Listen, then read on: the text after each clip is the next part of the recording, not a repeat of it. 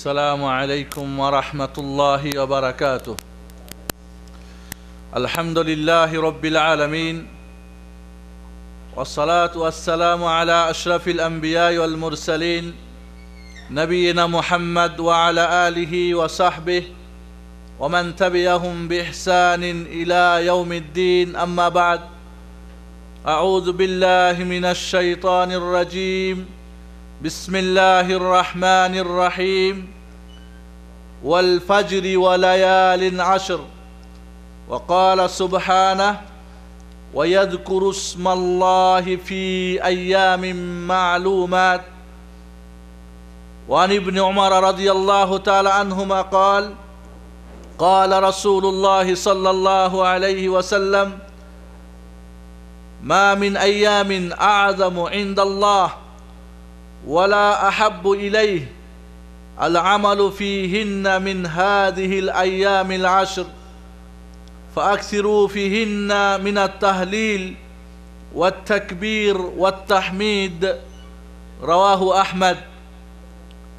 وعن ابن عباس رضي الله تعالى عنهما قال: قال رسول الله صلى الله عليه وسلم: ما من أيام العمل الصالح فيها أحب إلى الله من هذه الأيام، يعني أيام العشر. قالوا: يا رسول الله، ولا الجهاد في سبيل الله؟ قال: ولا الجهاد في سبيل الله إلا رجل خرج بنفسه وماله فلم يرجع من ذلك بشيء. رواه أبو داود.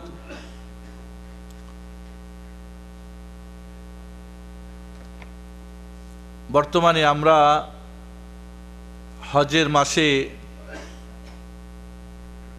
রয়েছি।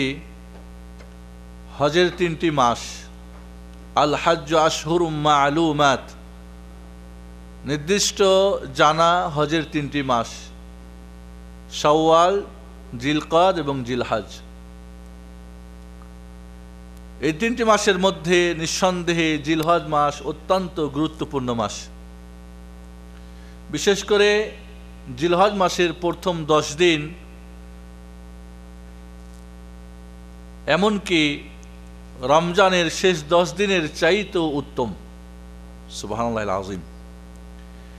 এজন্য আল্লাহ রাব্বুল আলামিন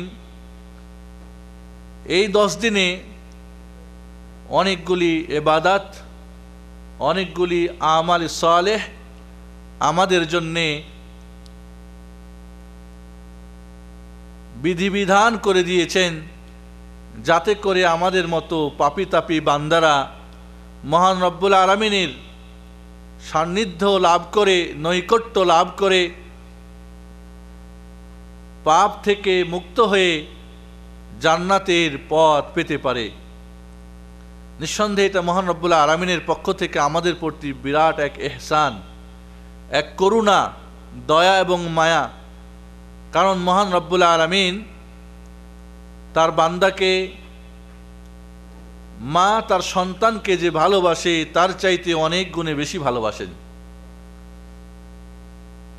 মহব্বতের, দয়া এবং মায়ার 100 ভাগের 1টা ভাগ মহান রব্বুল আলামিন সমস্ত মাখলুকাতের মধ্যে বন্টন করে দিয়েছেন, আর 99টাই রেখে দিয়েছেন তার নিজের জন্যে। আল্লাহু আকবার। আল্লাহ রাব্বুল আলামিন কোরআন মাজিদের মধ্যে বলেন: ওয়াল ফাজর ওয়া লায়ালিন আশর, ফজরের কসম এবং 10টি রাতের কসম। আব্দুল্লাহ ইবনে আব্বাস রাদিয়াল্লাহু তাআলা আনহুমা, যিনি কোরআনের সবচেয়ে বড় মুফাসসির ছিলেন, তিনি বলেন এই 10 রাত্রির কসম অর্থাৎ জিলহজ মাসের প্রথম 10 দিন। এই প্রথম 10 দিনের আল্লাহ রাব্বুল আলামিন এর গুরুত্ব সম্পর্কে কোরআনুল কারীমে এবং মহানবী মুহাম্মদুর রাসূলুল্লাহ সাল্লাল্লাহু আলাইহি সাল্লাম তিনিও ইরশাদ করেছেন। আবু দাউদ শরীফের সহিহ হাদিসে আব্দুল্লাহ ইবনে আব্বাস থেকে বর্ণিত, তিনি বলেন রাসূলুল্লাহ সাল্লাল্লাহু আলাইহি সাল্লাম বলেছেন: মা মিন আইয়ামিন আল আমালুস সালিহু ফিহা আহাব্বু ইলাল্লাহ মিন হাযিহিল আইয়াম। এই জিলহজ মাসের প্রথম 10 দিনে আল্লাহর নিকটে নেক আমলগুলি সবচাইতে বেশি প্রিয়। যেটা একটু আগে আপনাদের বলেছি যে রমজানের শেষ 10 দিনের চাইতে অতি উত্তম এই 10 দিন। সাহাবা একরাম বললেন, ইয়া রাসূলুল্লাহ, আল্লাহর পথে জিহাদের চাইতে উত্তম? তিনি বললেন, জিহাদের চাইতে উত্তম।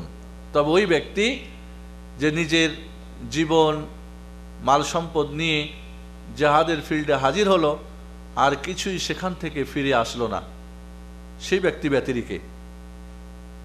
অন্য হাদিসে আল্লাহর নবী বলেন আলাইহিস সালাতু ওয়াস সালাম, আব্দুল্লাহ ইবনে ওমর থেকে বর্ণিত, যে নবী সাল্লাল্লাহু আলাইহি ওয়াসাল্লাম বলেছেন, মা মিন আইয়ামিন আযামু ইনদাল্লাহ ওয়ালা আহাব্বু ইলাইহি, সবচাইতে গুরুত্বপূর্ণ সবচাইতে প্রিয় দিন হচ্ছে এই জিলহজ মাসের প্রথম 10 দিনে সৎ আমল করা।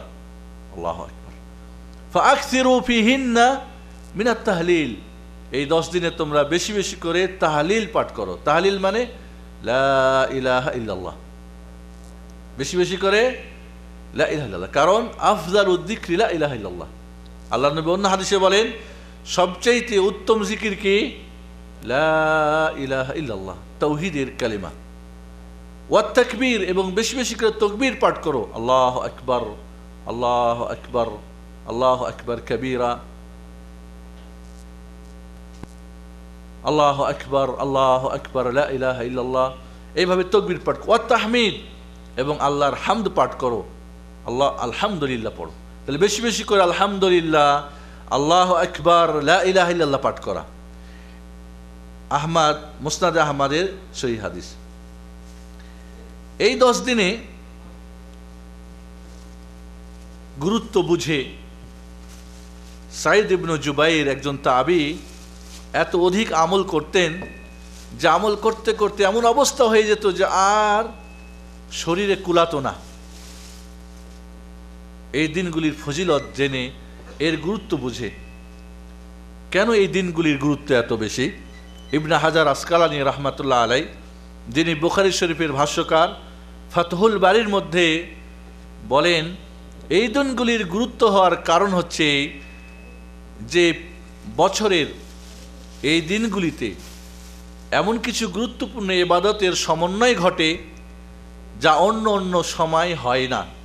যেমন নামাজ তো থাকেই, এর সঙ্গে রোজা, এর সঙ্গে হজ, ওমরা, এর সঙ্গে কুরবানি, এর সঙ্গে তাকবীর, এর সঙ্গে তাহমিদ, এর সঙ্গে লা ইলাহা ইল্লাল্লাহ, আরাফাতের দিন, এই সব কিছু মিলে এই 10 দিনে যা এক সঙ্গে এই ইবাদতগুলি ঘটে, অন্য সময় কিন্তু এতগুলি হয় না।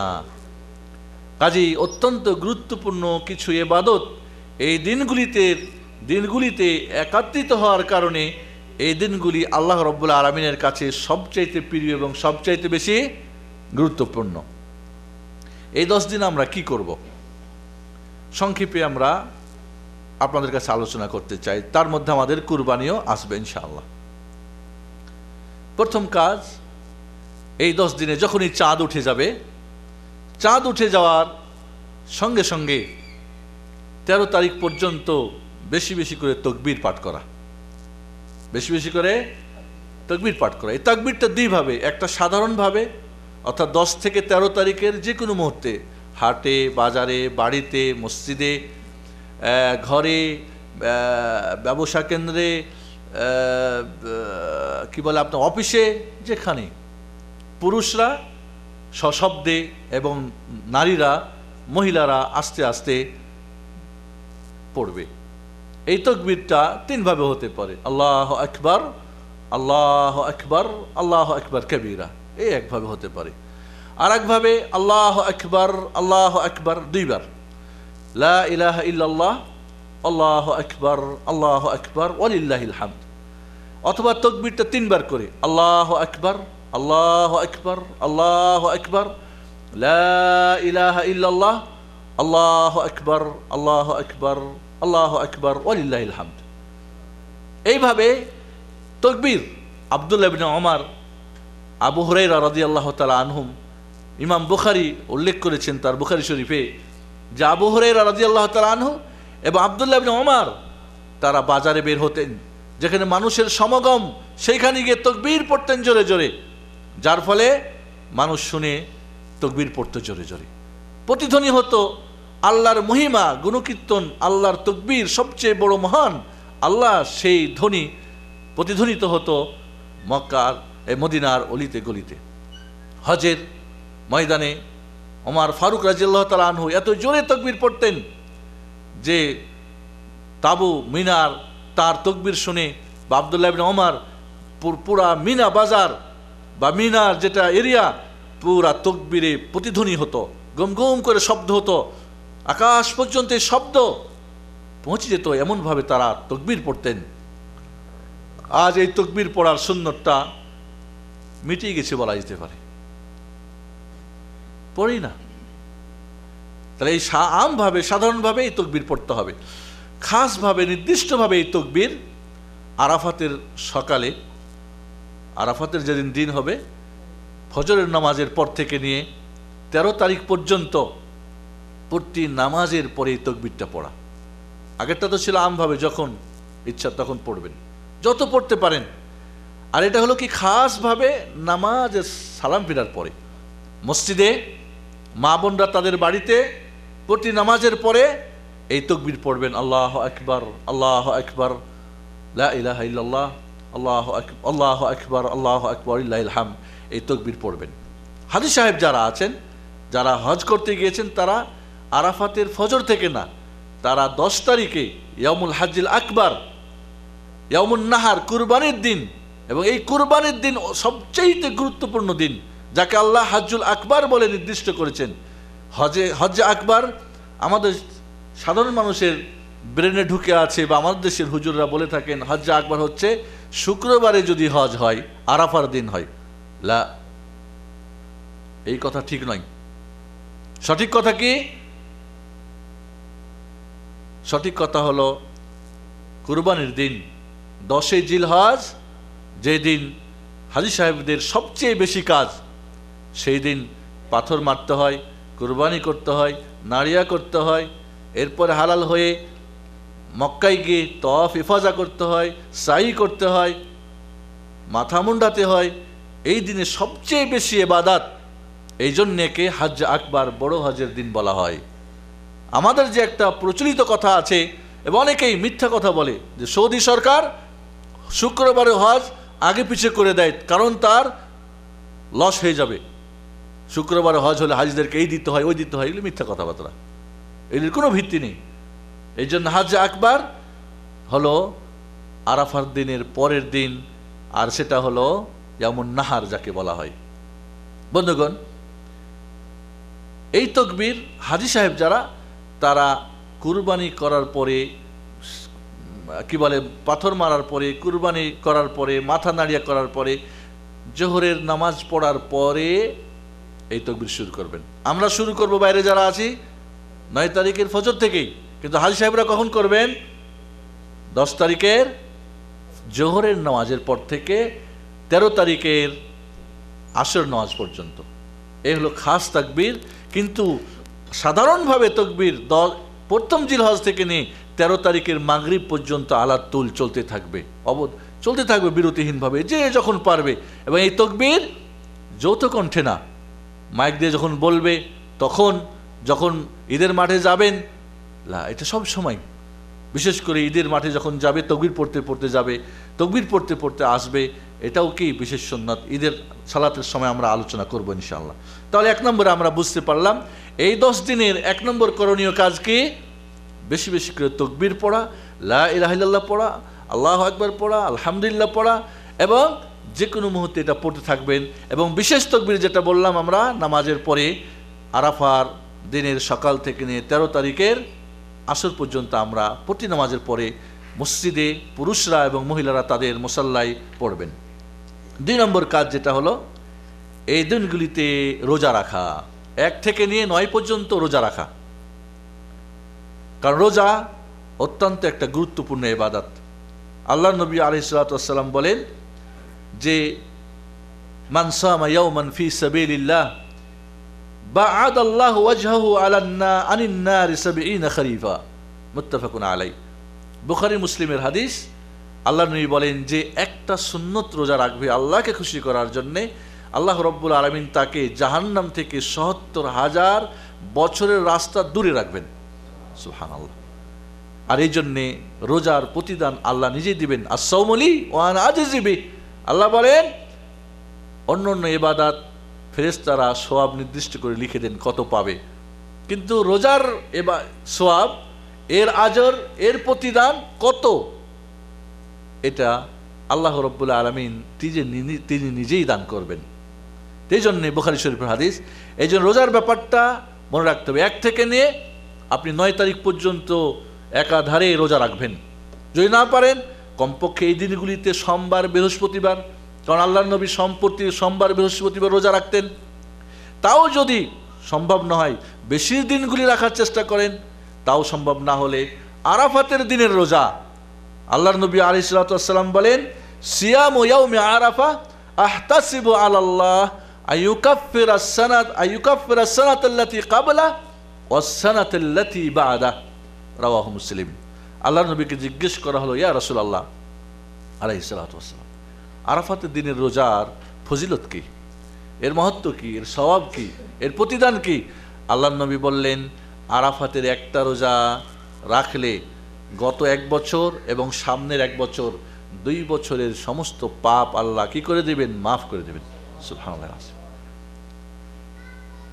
একটা রোজা রাখলে। আর নিঃসন্দেহে আরাফা একটা জায়গার নাম, ঠিক না? আর আরাফাতের দিন নিঃসন্দেহে হয় একদিনই, কারণ আমাদের রোজার চাঁদ, ঈদের চাঁদ দেখতে কম বেশ হলে আগে পরে হয় না? হয় না? এখন যদি আমাদের দেশে অনেকেই এর ধরনের আছে বা ব্যাখ্যা করে যে 9 জিলহজ রোজা রাখতে হবে। আল্লাহ নবী কিন্তু 9 জিলহজ বলে নাই, কি বলছেন?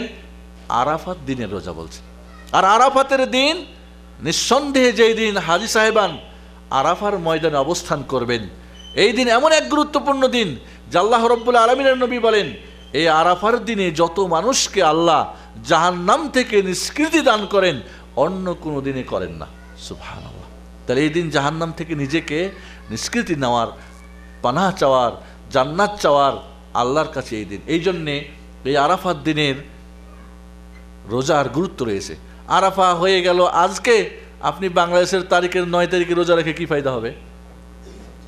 তবে একটা কথা, এক সময় ছিল আরাফা কবে হচ্ছে জানতাম না আমরা, নিজেদের দেশের চাঁদ দেখে 9 তারিখে রোজা রেখে নিতাম, ওজোর ছিল একটা, ঠিক না? কিন্তু এখন তো মাশাআল্লাহ প্রথম জিলহজের চাঁদ সৌদি আরব ঘোষণা করলেই তার সঙ্গে আরাফা অবশ্যই ঘোষণা করবেন। আর এই ঘোষণা সারা পৃথিবী সাথে সাথে পৌঁছে যাবে, সব দেশের খবরাখবরে চলে আসবে, পেপার পত্রিকায় আসবে যে কবে আরাফা হচ্ছে। তাহলে এখন আর ওজোর নাই, আছে কি?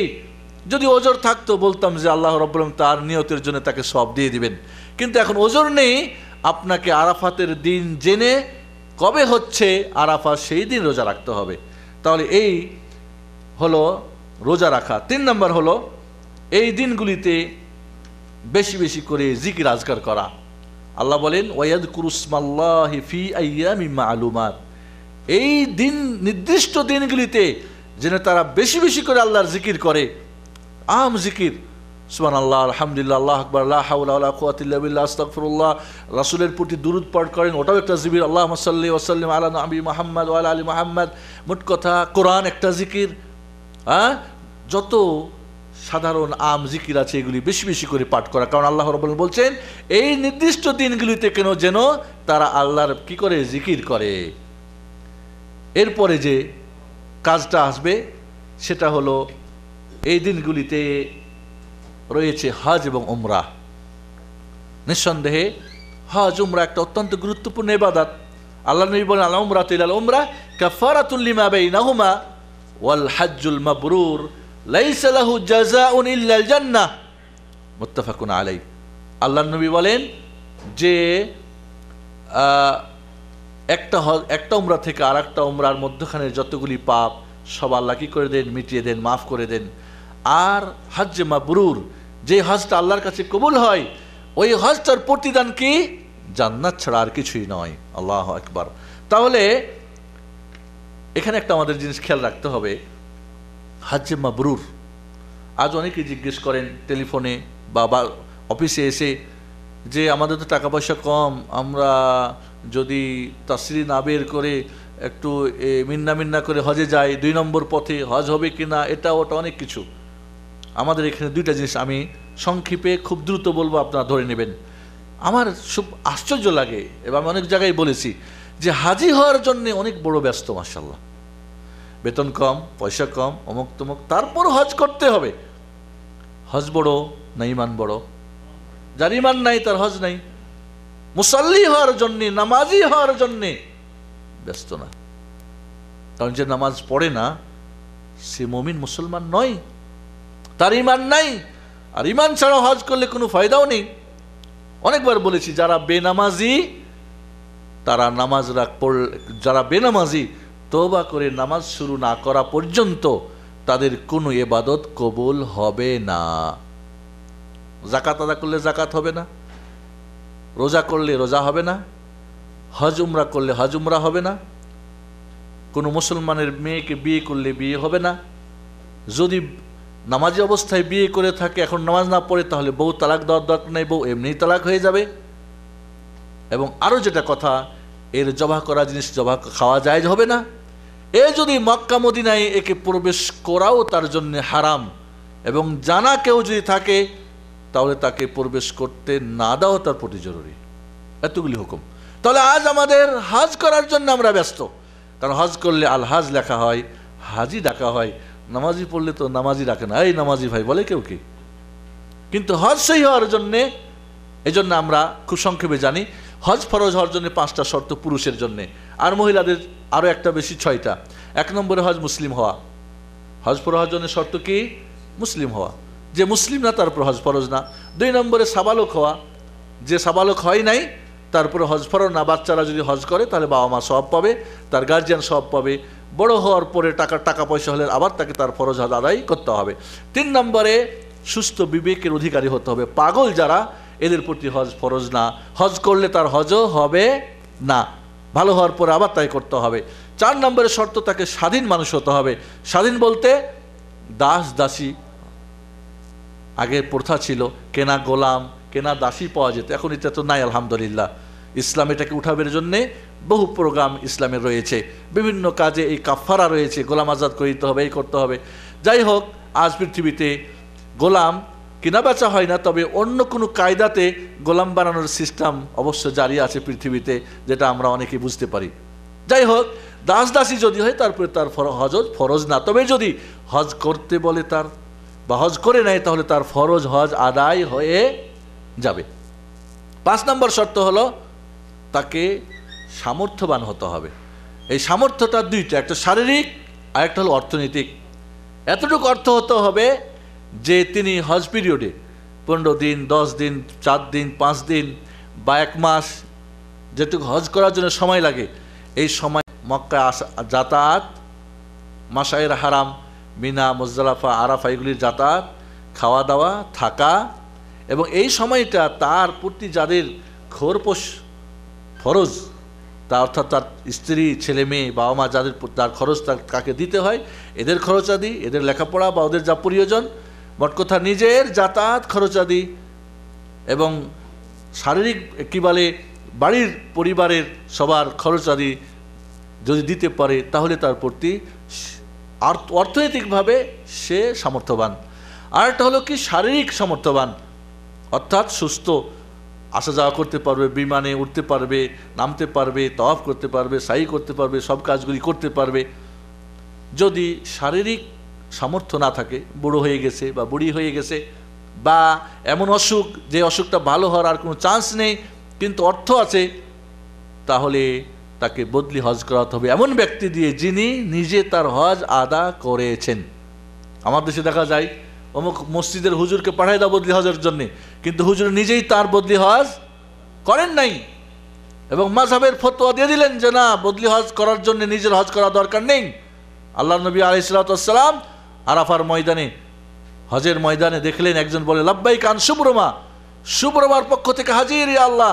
কয় সুব্রমাকে? কয় আমার ভাই বা আমার একজন আত্মীয়। কয় তুমি হজ করেছো? কয় না আমি তো হজ করি নাই। কয় তোমার হজ আগে করো, তারপরে সুব্রমার হজ। তাহলে আল্লাহ নবীর হাদিস কি হলো? আল্লাহ নবী তাকে বললেন নিজের হজ আগে করো, তারপরে সুব্রমার হজ। মহিলা যদি হয় তার জন্য শর্ত হলো স্বামী অথবা মাহরাম পুরুষ সঙ্গে থাকতে হবে।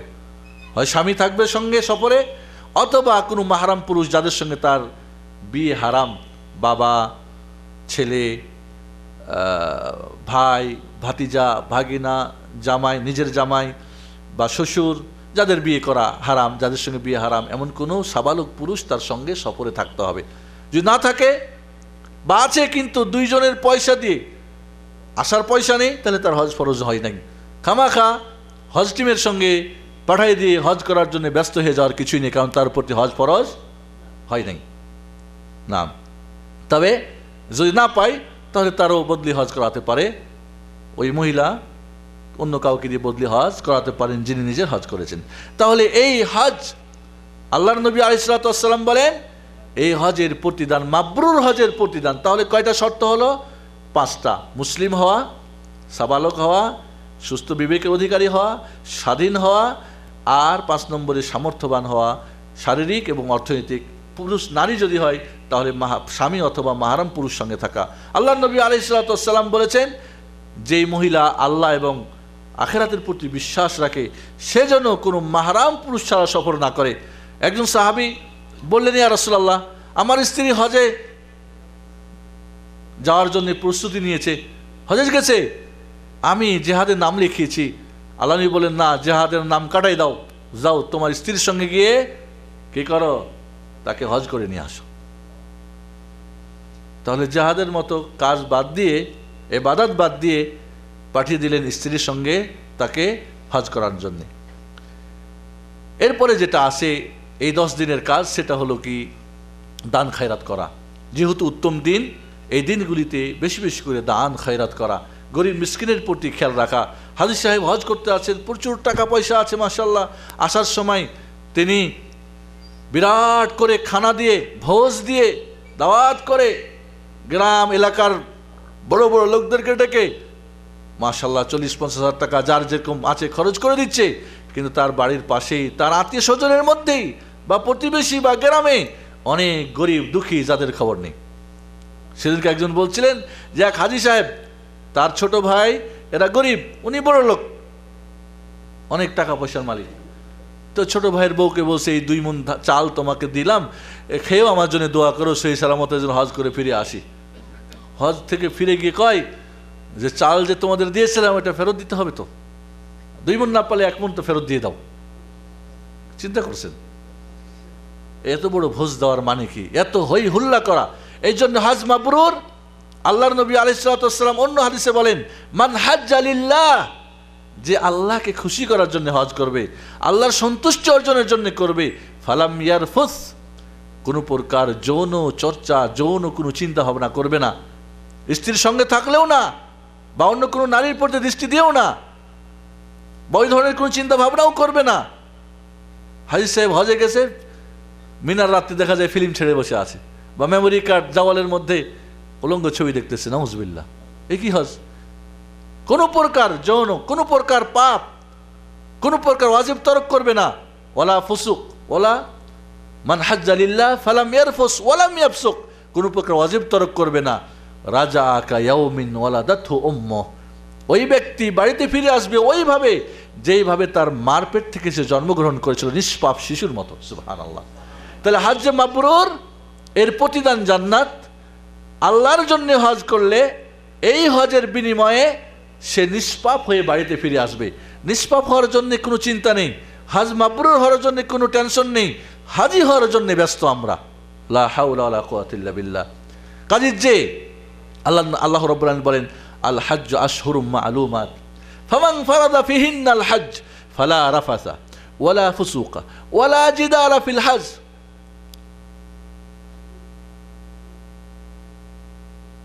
যার প্রতি হজ ফরজ হয়ে যাবে সে কোনো প্রকার পাপের কাজ করবে না, কোনো প্রকার যৌন চিন্তাভাবনা বা কাজ করবে না এবং কোনো প্রকার ওয়াজিব ফরজ তরক করবে না, তাহলে মাবরুর, আল্লাহর কাছে মাবরুর হজ হওয়ার জন্য শর্ত 5টা। খেয়াল করেন, কারণ অনেকে হয়তো হজে যাবেন বা অনেকে চিন্তা ভাবনা করছেন।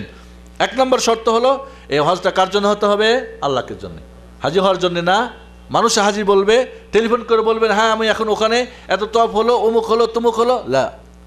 খুব জোর বলতে পারেন আমি হজ যাচ্ছি, বাবা মা বা মুরব্বীরা দোয়া করবেন আল্লাহ যেন সঠিকভাবে আমার হজ মাবরুর করেন এবং আমাকে নিষ্পাপ শিশুর মতো যেন ফিরে আসার তৌফিক দান করেন। দোয়া চাইতে পারেন, বরং আপনার কাছে তারা দোয়া চাইবে। আল্লাহ নবী আলাইহিস সালাম যখন ওমর ফারুক রাদিয়াল্লাহু তাআলা আনহু হজে যাচ্ছিলেন, আবু বকর রাদিয়াল্লাহু তাআলা আনহু তাকে বলছিলেন লা তানসা ফি দুআইকা সালিহ, তোমার নেক দোয়া তো আমাকে ভুলে যেও না। আল্লাহর নবীও দোয়া চেয়েছিলেন, তুমি যে নেক দোয়া করবে হজের পিরিয়ডে আমাকে ভুলে যেও না। তাহলে হাজী সাহেবদের কাছে দোয়া চাওয়া জায়েজ আছে, যে কোনো ভালো লোকের কাছে দোয়া চাওয়া জায়েজ আছে এবং সেই দোয়ার ওসিলা করাও জায়েজ। আল্লাহ অমুক আমার জন্য দোয়া করছে, ওর ওসিলায় আমাকে মাফ করো, ক্ষমা করো বা দাও বা এ করো, জায়েজ আছে দোয়ার ওসিলা করা। যাই হোক, 1 নম্বরে আল্লাহর জন্য হজটা হতে হবে। আর যে কোনো ইবাদত কবুল হওয়ার জন্যে আল্লাহর জন্য ইখলাস শর্ত, তাছাড়া ইবাদত কবুল হবে না। 2 নম্বর, এই হজটা রাসূলের তরিকায় হতে হবে। কার তরিকায়? এখন হজের মাঠে চলে যান, এক এক তরিকার এক এক হজের বই 10টা কালেকশন করেন, পড়ে দেখেন কারোর সঙ্গে কারো মিল নাই। রাসূল কয়বার হজ করেছেন? রাসূল হাসান একবার হজ করেছেন, 4টা উমরা করেছেন এবং এই 4টাই উমরা ছিল জিলকদ মাসে। আমাদের দেশের হুজুরদের ফতোয়া হলো হজের মাসে উমরা করা যাবে না। মুফতি সাহেবরা বসে আছেন ফতোয়া নিয়ে। আল্লাহ নবী বলেন দাখালাতিল উমরাতিল হজ্জ ইলা ইয়াউমিল কিয়ামা, কিয়ামত পর্যন্ত উমরা হজের মধ্যে প্রবেশ করে গেছে। আল্লাহর নবীর 4টা উমরা 4টাই ছিল কি? জিলহজ মাসে, হজের মাসে। হজের মাসে উমরা করা যাবে না, আবার হজের মাসে উমরা করলে হজ ফরজ হয়ে যাবে। এই ধরনের হাদিস কোরআন পরিপন্থী ফতোয়া দিয়ে আমাদের ভরা আছে। সেদিনকে একজন আমাদের ঢাকার বড় এক মসজিদের ইমাম সাহেব টেলিফোন করছেন 2 দিন আগে, আমরা মিনাতে কেন গিয়ে আমরা কসর নামাজ পড়বো, আরাফাতে কেন পড়বো? আর এই জন্যে পড়বেন যে আল্লাহর নবী পড়েছেন, আবু বকর উসমান পড়েছেন। উসমান রাদিয়াল্লাহু তাআলা আনহু পুরা নামাজ পড়েছিলেন মসজিদে খাইফে। সাহাবারা বলে কেন? বলে অনেক গ্রামগঞ্জ থেকে সাধারণ মানুষ আসছে, যদি আমি কসর নামাজ পড়ি তোরা মনে করবে বুঝি নামাজ এখন 2 হয়ে গেছে, 4 আর নাই। এই ভুল ধারণা যেন তারা না নিতে পারে। আরাফাতে গিয়ে 1 আজানে 2 একামতে জোহর এবং আসর পড়বে 2 রাকাত করে। মিনায় ফিরে এসে 1 আজান 2 একামতে 3 রাকাত মাগরিব পড়বে, 2 রাকাত ইশা পড়বে। আমাকে মাযহাবে এটা নাই। এখন ওই খতিব সাহেব, হুজুর সাহেব, ঢাকার বিরাট এক মসজিদ, নাম বললে সবাই চিনবেন, জিজ্ঞেস করছে আমি তো কেতাবে পড়ছি। তাই বললাম হুজুর সাহেব কেতাবে পড়েছেন, আমি রাসূলের হাদিসের কথা বলছি। আমাকে জিজ্ঞেস করছে আপনি কি হানাফি মাযহাবের একজন? আমি বললাম অবশ্যই।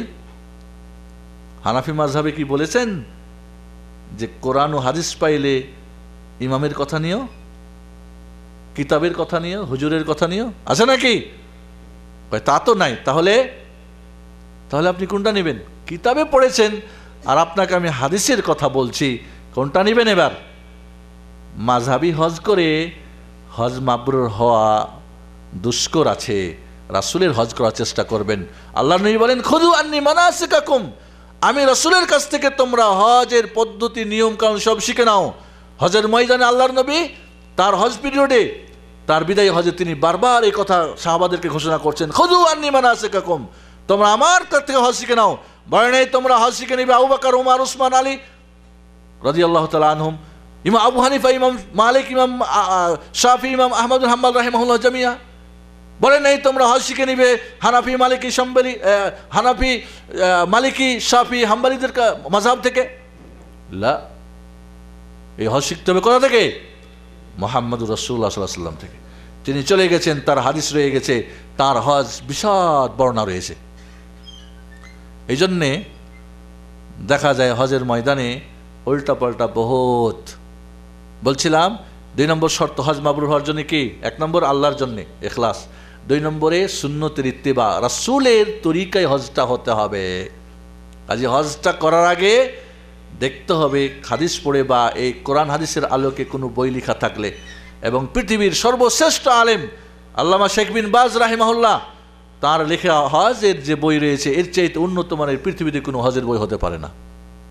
কিন্তু আমার দেশের পীর সাহেবরা হুজুররা খবরদার ওহাবিদের দেশের বই নেবা না, তোমার হুজুরে কেবলার বেদাতির শিরিক কুফুরে যারা ডুবে আছে তাদের হজ বই পড়ে মাবরুর হজ হওয়া বড় কঠিন রয়েছে, কঠিন ও জটিল, কোনো সন্দেহ নেই।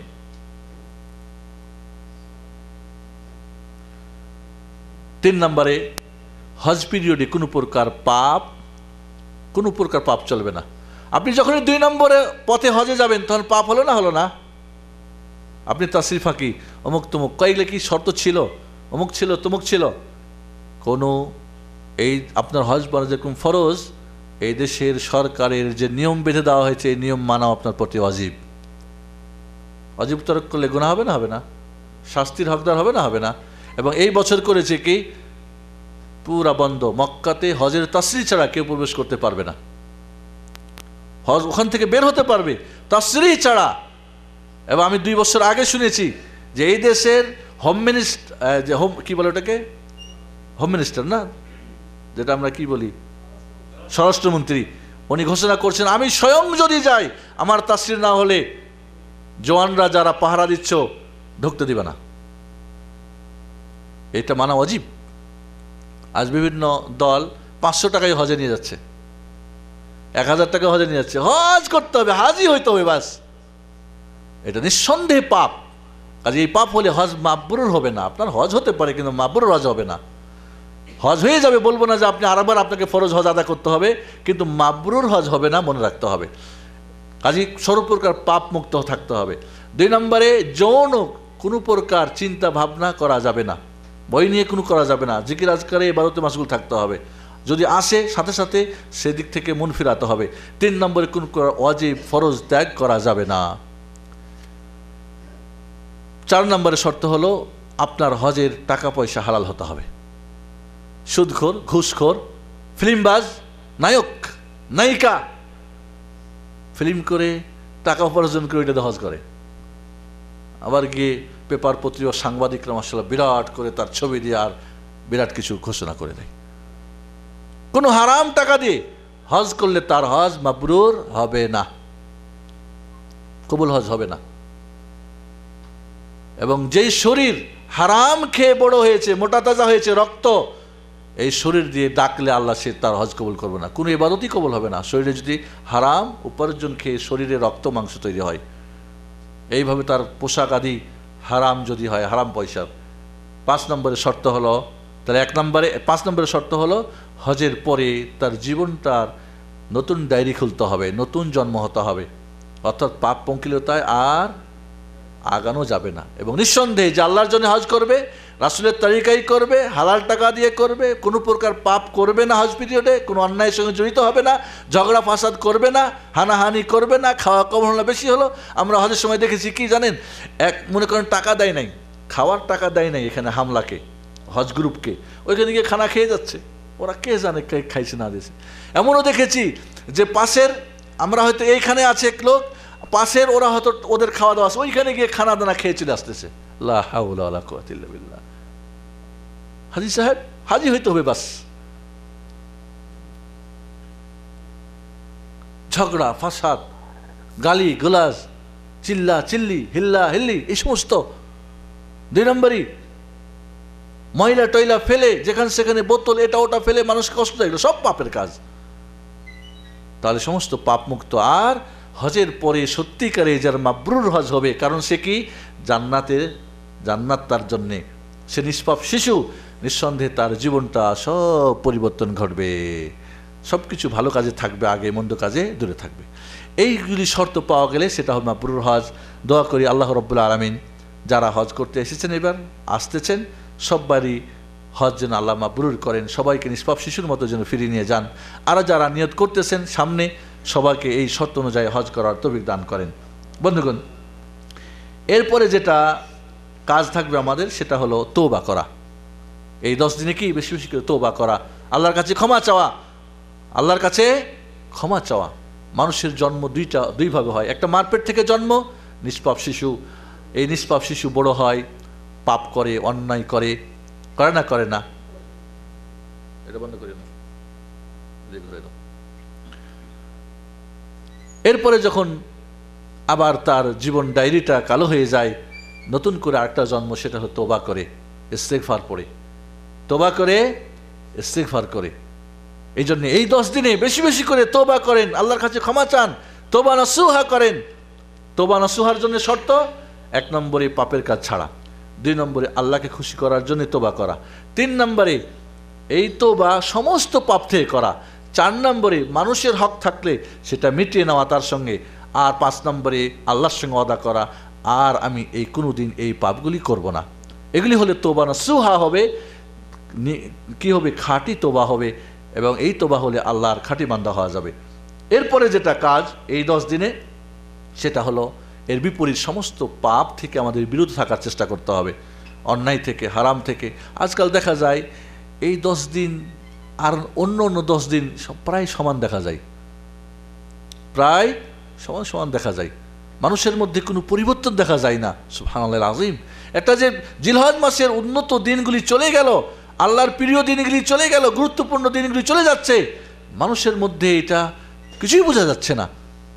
রমজানের শেষ 10 দিনের চাইতো এই 10 দিন উত্তম। রমজানে তো একটা মানুষ সংযত হয় খারাপ পাপ করতে, অন্যায় করতে, জুলুম করতে, আর এই 10 দিনে আমরা স্বাভাবিকভাবে কাটাই না। এই 10 দিনে আমরা পাপ থেকে, অন্যায় থেকে, হারাম থেকে, আমরা বিশেষ করে ঈদের দিনে আমরা খারাপ থেকে বাঁচার চেষ্টা করব। এরপরে যেটা কাজ আসবে সেটা হলো কি করে আপনার ঈদের নামাজ পড়া।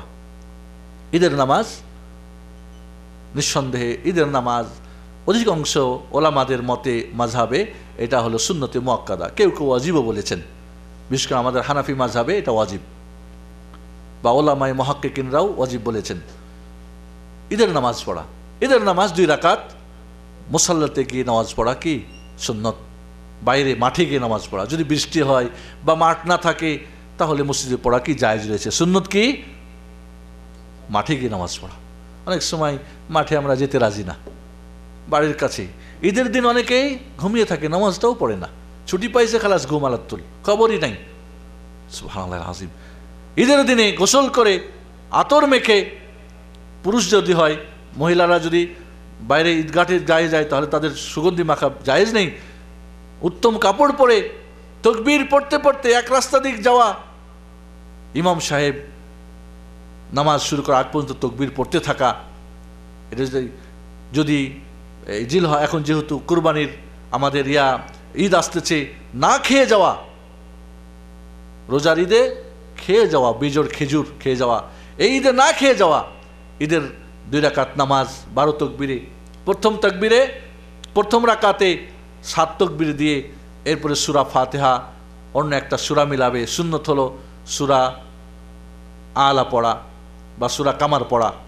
দ্বিতীয় রাকাতে সূরা ফাতিহার পরে সূরা গাশিয়া অথবা সূরা কাফ পড়া, এটা রাসূলের সুন্নত, না জানা থাকলে অন্য যে কোনো সূরা। এরপরে রুকু সেজদা করে 1 রাকাত উঠে, দ্বিতীয় রাকাতে উঠে রুকু থেকে কি বলে প্রথম রাকাত থেকে উঠে আবার 5 তাকবীর দেওয়া, 5 তাকবীর দিয়ে এরপরে দ্বিতীয় রাকাত সূরা ফাতিহার পরে, যেটা দ্বিতীয় রাকাতে বললাম, সূরা ফাতিহা পরে সূরা গাশিয়া বা সূরা কাফ দিয়ে পড়া। আমাদের দেশে 6 তাকবীরের ঈদের নামাজ পড়া হয়, এবং তাকবীরটা আবার নিয়ম ভিন্ন আছে। প্রথম রাকাতে তাকবীর পরে, কেরাতের পরে, ঠিক বলছি না ভুল বলতেছি? পরে, আচ্ছা, প্রথম রাকাতে, হ্যাঁ, প্রথম রাকাতে তাকবীরের পরে কেরাত, দ্বিতীয় রাকাতে আগে কেরাত পরে তাকবীর। আমার জানা মতে রাসূলুল্লাহ সাল্লাল্লাহু আলাইহি ওয়াসাল্লাম থেকে কোনো সহিহ হাদিসে এই তাকবীর একটার আগে একটার পরে এবং 6 তাকবীরের কোনো সহিহ হাদিস রাসূল থেকে প্রমাণিত নেই। তবে আপনি বলবেন আমার এলাকায় এইভাবেই ঈদের নামাজ হয়, আমি পড়বো কি না? অবশ্যই পড়বেন, ছেড়ে দেবেন না। তবে সহিহ হাদিসের আমল করা আমাদের জরুরি, এবং সহিহ আমাদের জন্য যথেষ্ট। জয়ীফ আমল একটাও আমাদের প্রয়োজন নেই। জয়ীফ হাদিস মানে রাসূল থেকে সাব্যস্ত না, রাসূলের হাদিস বলে সাব্যস্ত না। সহিহ হাদিস মানে রাসূলের হাদিস। ঈদের নামাজ হয়ে গেলে নামাজ শেষে তাকবীর পড়তে পড়তে আসা, ঈদের শুভেচ্ছা বাণী বিনিময় করা, তাকাব্বার আল্লাহু মিন্না ওয়া মিনকুম। সাহাবায়ে কেরাম তাবিরা কি বলতেন? তাকাব্বার আল্লাহু মিন্না ওয়া মিনকুম, আল্লাহ আমাদের এবং তোমাদের সব নেক আমলগুলিকে কবুল করে নিন, দোয়া করতেন। ঈদের শুভেচ্ছা এটা।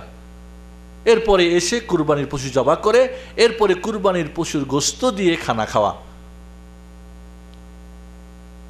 এছাড়া চাঁদ ওঠার পরে কুরবানি করা পর্যন্ত যারা কুরবানির নিয়ত করেছেন, যারা কুরবানি দিবেন, তাদের জন্যে উচিত হলো কি তারা যেন কোনো নখ এবং কোনো লোম বা পশম না কাটে। আল্লাহ নবী বলেন, ইদা রাআইতুম হিলাল আদিল হিজ্জা ওয়া আরাদা আহাদুকুম আন ইউদাহি ফালইউমসিক আন শা'রিহি ওয়া আযফারিহি, রাওয়াহু মুসলিম।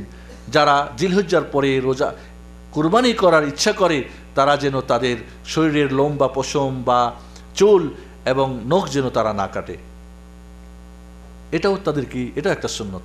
এজন্যে খেয়াল করেন, এখানে হাজী সাহেবরা ইহরামের কাপড় পরার পরে তাদের নখ চুল কাটা হারাম কিনা? ঠিক আছে, তারাও কুরবানি করবেন না? ঠিক না? ঠিক যারা হজের বাইরে আছে মুসলমান, তাদেরকে হাজীদের সঙ্গে সাদৃশ্য করার জন্যে তারাও এই 10 দিন কিছু কাটবে না, নখ এবং চুল কাটবে না, এবং তারাও যেহেতু কুরবানি করবে, কুরবানি করার পরেই কি নখ চুল কাটবে। এই জন্যে হাজী সাহেবদেরও কি মতো এখানে তাদের সঙ্গে সাদৃশ্য হওয়া, ভালো লোকদের সঙ্গে আমাদের অনুরূপ হওয়া, এটা একটা কি, এই জন্যে এই বিধি করা হয়েছে। তবে কেউ যদি চুল পড়ে যায় আবসা, বা ভুলে কেটে ফেলে, বা নখ কেটে ফেলে, বা যদি ভেঙে গেছে কষ্ট হচ্ছে, বা চোখের চুল হয়তো ওপরের ভুরুর চুল হয়তো চোখে গিয়ে পড়তেছে, প্রয়োজনে কাটতে পারবে, এবং কাটলে তার জন্য কোনো কাফারা নেই, তবে এটা তার জন্য কি উচিত নয়। ঈদের নামাজের পরে আত্মীয় স্বজনের সঙ্গে দেখা সাক্ষাৎ করা, ঈদের দিনে গরিব দুঃখীকে এই খুশিতে আনন্দে অংশগ্রহণ করা, এগুলি কি আমাদের জন্য জরুরি। এরপরে যেটা কাজ থাকবে আমাদের, যেটা লাস্ট আমরা আলোচনা করতে চাবো, সেটা হবে, তাহলে আমরা এই পর্যন্ত জানলাম এই জিলহজ মাসের 10 দিনে বেশি বেশি করে তাকবীর পড়া, আলহামদুলিল্লাহ পড়া, লা ইলাহা ইল্লাল্লাহ পড়া, জিকির আজকার করা, তওবা করা, কোরআন পড়া, রোজা রাখা, দান সদকা করা, কি বলে আপনার হজ করা, উমরা করা যাদের সামর্থ্য আছে। এছাড়া কুরবানি একটা অত্যন্ত গুরুত্বপূর্ণ ইবাদত। এই 10 দিনের কুরবানি অর্থ আল্লাহর সান্নিধ্য লাভ করা। কুরবানি শব্দের অর্থ কি? আল্লাহর নৈকট্য, সান্নিধ্য লাভ করা। আর একে উজিয়াও বলা হয়েছে। উজিয়া মানে স্যাক্রিফাইস করা, ত্যাগ করা, ত্যাগ, তিতিক্ষা। তাহলে একটা কুরবানির পশু জবাই করে নির্দিষ্ট দিনে, নির্দিষ্ট গুণের পশু, নির্দিষ্ট গুণের, নির্দিষ্ট দিনে, নির্দিষ্ট নিয়মে, নির্দিষ্টভাবে জবাই করে এই স্যাক্রিফাইসের মাধ্যমে, এই যে এত টাকা এত পয়সা দিয়ে আপনি একটা স্যাক্রিফাইস করলেন, এই ত্যাগ করলেন, এর মাধ্যমে আল্লাহর সান্নিধ্য নাম করা, একেই বলা হয় কুরবানি এবং উজিয়া। বুঝে আসছে আমাদের? কুরবানি মানে আল্লাহর সান্নিধ্য লাভ করা।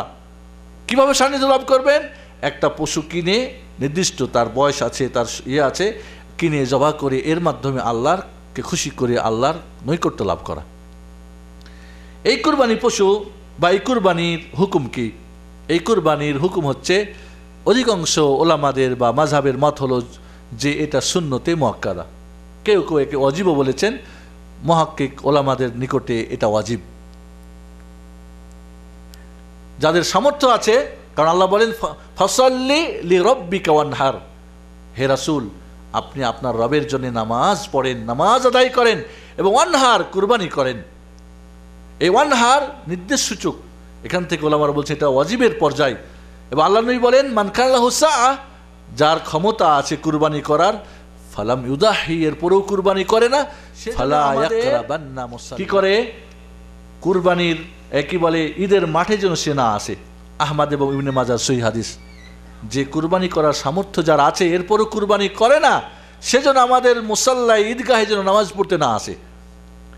এই দুইটা থেকে কেউ কেউ ওয়াজিব বলেছেন, তবে অধিকাংশের মতে সুন্নতে মুআক্কাদা। বিশেষ করে যাদের ক্ষমতা আছে দেওয়ার, তারা যদি না দেয় তাহলে যদি বলি ওয়াজিব তাহলে পাপই হবে, আর যদি বলি সুন্নতে মুআক্কাদা তাহলে সে একটা ঘৃণিত কাজ করলো, কোনো সন্দেহ নেই। এই কুরবানি ইব্রাহিম আলাইহিসসালাম তার সন্তান ইসমাইলকে কুরবানি করতে গিয়েছিলেন, এবং সেটাকে আল্লাহ রাব্বুল আলামিন জিবহিন আযীম সেই হাবিলের দেওয়া কুরবানির পশুর মাধ্যমে তার সন্তানকে ফেরত দিয়েছিলেন। এজন্য কোনো দুর্বল বর্ণনা এসেছে যেটা সুন্নাত আবিক ইব্রাহিম, তোমাদের বাবা ইব্রাহিমের সুন্নত। শুধু তাই না, বরং এটা অনেক আগে থেকেই, কারণ যখন হাবিল আল কাবিল বিবাহ কেন্দ্র করে তাদের মধ্যে একটা কন্দল হয়, তখন কিন্তু আল্লাহ রাব্বুল আলামিন তাদেরকে কুরবানি করার জন্য বলেছিলেন। সূরা মায়েদার ২৭ নম্বর আয়াত আল্লাহ বলেন, ওয়াতলু আলাইহিম নাবা আবনাই আদম বিল হক ইয কাররাবা কুরবানান ফাতুকুব্বিলা মিন আহাদিহিমা ওয়া লাম ইতাকাব্বাল মিনাল আখার ক্বালা লাআকতুলান্নাক ক্বালা ইন্নামা ইয়াতাকাব্বালুল্লাহু মিনাল মুত্তাকিন। কাবিলেরটা আল্লাহ কবুল করলেন না, হাবিলেরটা কবুল করলেন। আর কাবিল বলল, তাহলে তোমাকে আমি হত্যা করব। হাবিল বললেন যে দেখো, আল্লাহ তো মুত্তাকির কবুল করে, তোমার হয়তো তাকওয়ার সমস্যা আছে। তাই এই কুরবানি অবশ্যই এটা করার জন্যে আমাদের যেটা এর হিকমত বা এর যেটা সেটা হলো বাবা ইব্রাহিমের সুন্নতকে জিন্দা করা, পরিবারের খাওয়া দাওয়া, তাদের গোস্ত এবং আত্মীয় স্বজন গরিব মিসকিনকে এই দিনে খুশিতে অংশগ্রহণ করানো। এছাড়া এটা একটা আল্লাহর যে নিয়ামত, আপনাকে টাকা পয়সা দিয়েছে, সেটা একটা কুরবানির মাধ্যমে, জবাহর মাধ্যমে, ইবাদতের মাধ্যমে কি করতে হবে? আমাদেরকে আল্লাহকে খুশি করা, নিয়ামতের শুকরিয়া করা। নিঃসন্দেহে এই কুরবানি মনে রাখতে হবে, এর কিছু শর্ত আছে। 1 নম্বর শর্ত হলো কোন পশু দিয়ে কুরবানি হবে, তার কিছু শর্ত আছে। 2 নম্বরে এই পশু কিছু ত্রুটি মুক্ত হতে হবে, তার শর্ত আছে। 3 নম্বরে এই পশু এর নির্দিষ্ট সময়ে এই পশুটা কুরবানি করতে হবে। তাছাড়া এই কুরবানি কবুল হওয়ার জন্যে অবশ্যই আল্লাহকে খুশি করার জন্যে এবং রাসূলের তরিকাই হতে হবে। কারণ তাকওয়া ছাড়া যদি কুরবানি হয়, গোস্ত খাওয়ার জন্য যদি কুরবানি হয়, তাহলে কোনোই ফায়দা হবে না। আল্লাহ বলেন, লা ইয়ানালাল্লাহু লুহুমুহা ওয়ালা দিমাউহা ওয়ালাকিন ইয়ানালুহু তাকওয়া মিনকুম। তোমাদের কুরবানির পশুর গোস্ত, রক্ত আল্লাহর কাছে পৌঁছে না, পৌঁছে কি? তোমাদের তাকওয়া। ওইখানে হাবিল কাবিলকে কি বললেন? যে ইন্নামা ইয়াতাকাব্বালুল্লাহু মিনাল মুত্তাকিন। আল্লাহ তো কুরবানি কবুল করেন মুত্তাকিদের থেকে। মুত্তাকিকে? যে আল্লাহকে ভয় করে, আল্লাহর আদেশ নিষেধ মান্য করে, সে হচ্ছে মুত্তাকি। আল্লাহর সমস্ত আদেশ পালন করে, সমস্ত নিষেধ ত্যাগ করে, তাকে বলা হয় মুত্তাকি। আলী ইবনে আবি তালিব রাদিয়াল্লাহু তাআলাকে তাকওয়া সম্পর্কে জিজ্ঞেস করা হয়েছে, তাকওয়া কি? তিনি বলেছিলেন কি? আল খাউফু মিনাল জালিল, আল্লাহ থেকে ভয় করা। আল খাউফু মিনাল জালিল, আল্লাহকে ভয় করা। আর কি? ওয়াল আমালু বিত-তানজিল, এবং আল্লাহর থেকে আসা কোরআন এবং সুন্নাহ অনুযায়ী আমল করা। ওয়ার রিদা বিল কালিল, অল্পে সন্তুষ্ট থাকা। ওয়াল ইস্তিদাদু ইয়াউমির রাহিল, আপনি যেদিন মারা যাবেন শেষ সফরের জন্যে পাথেয় সংগ্রহ করে মরে যাওয়া। এই হলো তাকওয়া। কেউ কেউ বলছেন তাকওয়া মানে কি?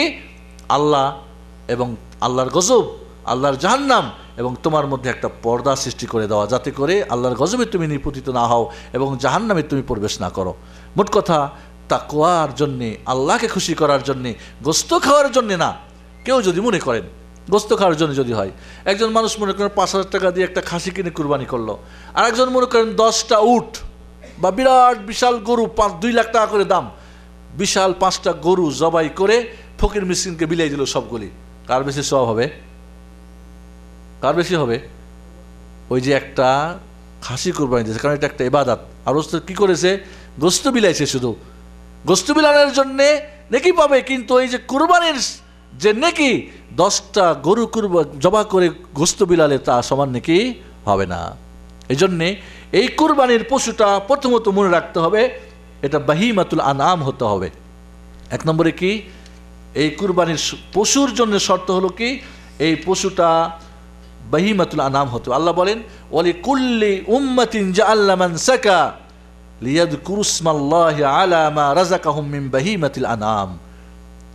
আল্লাহ রাব্বুল আলামিন প্রত্যেকটি উম্মতের জন্য এই কুরবানির প্রথা কি করেছেন?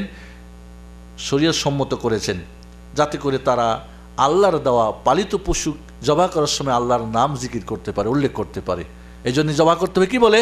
বিসমিল্লাহ আল্লাহু আকবার, আল্লাহর নামে বিসমিল্লাহ আল্লাহু আকবার বলে জবাই করতে হবে। তাহলে বাহিমাতুল আনাম হলো কি? চতুষ্পদ পালিত পশু। আর এটা হলো ওট, ওটের মধ্যে বেটা বেটি, গরু বেটা বেটি বা গাই গরু, আর হলো দুম্বা, এবং এর মধ্যে ভেড়াও চলে আসবে, ভেড়াও দুম্বার একটা প্রকার, আর আসবে কি ছাগল বেটা বেটি, ছাগল ছাগি। এই 8 শ্রেণীর, যেটা সূরা আনামের মধ্যে আল্লাহ রাব্বুল আলামিন কি ঘোষণা করেছেন। এই 8 প্রকারের কথা আল্লাহ রাব্বুল আলামিন সূরা আনামের 143 এবং 44 নম্বর আয়াতে বলছেন, সামানিয়াত আজওয়াজ মিনাদ দানি ইসনাইন ওয়া মিনাল মাআজ ইসনাইন। দান বলা হয় দুম্বা, দুম্বার 2টা বেটা বেটি, এবং মাছ বলা হয় ছাগল এবং ছাগি। অমিনাল ইবিল ইসনাইনি অমিনাল বাকার ইসনাইনি। তাহলে বোঝা গেল যে এই বাহিমাতুল আনাম কাকে বলা হয়? মুফাসসিররা বলেছেন ওট, গরু, দুম্বা, ছাগল, এটা হলো বাহিমাতুল আনাম। এটা দিয়েই কুরবানি দেবে। কেউ যদি হরিণ দিয়ে কুরবানি দেয় তার কুরবানি হবে না। কেউ যদি ঘোড়া দিয়ে কুরবানি দেয়, ঘোড়া খাওয়া হালাল? যারা হারাম বলে তার কোনো দলিল নেই, কোনো দলিল নেই। ঘোড়া খাওয়া হালাল? আমাদের হানাফি মাযহাবে হারাম, মাকরুহ, লা, দলিল নেই কোনো। আল্লাহর নবী আলাইহিস সালাম সরাসরি তার দলিল আছে হালালের। খায় না খায় সেটা আলাদা কথা, রুচি না রুচি আলাদা কথা। অনেকেই তো শিং মাছ খায় না, অনেকেই কি খায় না, বল মাছ খায় না, সেটা আলাদা কথা। কেউ গরুর গোশত খায় না। মহিষ দিয়ে কুরবানি হবে কিনা? অনেকেই বলছেন মহিষ গরুরই একটা ভাগ, গরুরই একটা প্রকার। এই হিসাবে মহিষ দিয়ে যদি কুরবানি করে হয়ে যাবে। তবে মনে রাখতে হবে ওর যদি পাওয়া যায়, গরু যদি পাওয়া যায়, অরিজিনাল যাকে গরু বলি আমরা, তখন মহিষে যাবেন কেন? কারণ গরুর কথা সরাসরি আসছে। গরু গরু, কিন্তু মহিষ এক প্রকার গরু বলা হয়েছে। আবার অনেকে বলছে না মহিষ দিয়ে কুরবানি হবে না, কারণ সে গরু না। কিন্তু অনেকে বলছে না, এটা গরুর একটা প্রকার। সত্যি গরু এবং মহিষ দুইটার মধ্যে কিন্তু তার অনেক বিভেদ রয়েছে। কারণ একসময় ছোটোকালে বাড়িতে আমরা গরু মহিষ পালছি, তাদের জানি মহিষের খাওয়া দাওয়া চলাফেরা তার আর এবং গরুর অনেক কি পার্থক্য রয়েছে।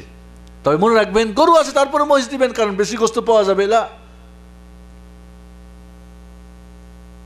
তবে ওলামারা অনেকেই বলেছেন যে মহিষ দিয়েও কুরবানির কারণ একটা প্রকার। তবে আমি বলবো যে যদি আপনি গরু পান মহিষে যাবেন না, ঠিক আছে, কারণ সেটা একটা প্রকার হতে পারে। এই জন্যে দুম্বা যদি পান তো ভেড়ায় যাবেন না, কারণ দুম্বা উৎকৃষ্ট জান, ওটা একটা দুম্বা। ভেড়া একটা কি দুম্বার প্রকার, কিন্তু অরিজিনালি কি জান। আল্লাহ কোরআনে জানের কথা বলছেন।